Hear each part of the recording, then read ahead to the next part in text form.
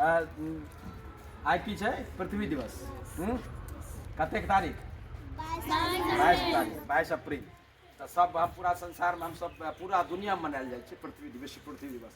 तो पृथ्वी दिवस पृथ्वी पर में एक कविता तोरा सबके सुनाबै छियै, ओकरा सबके सुनै और फिर हम सब कविता के रूप में ओकरा आचरण करै।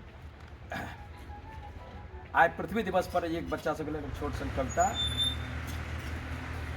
हमरा सभक भार सहै छथि, तू सब पर, हमरा सभक भार सहै छथि, जोरसँ, अन्न फल सँ पेट भरै छथि,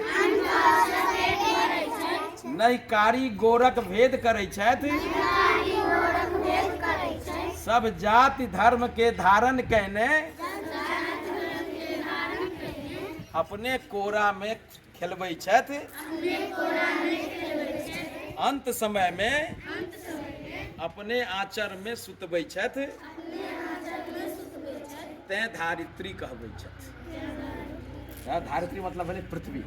देख, आइ पृथ्वी दिवस के बहुत बहुत सबके पूरा सब लोग के शुभकामना और अहूँ सबके शुभकामना। भऽ गेलै, अब अहाँ सब जाओ भोजन।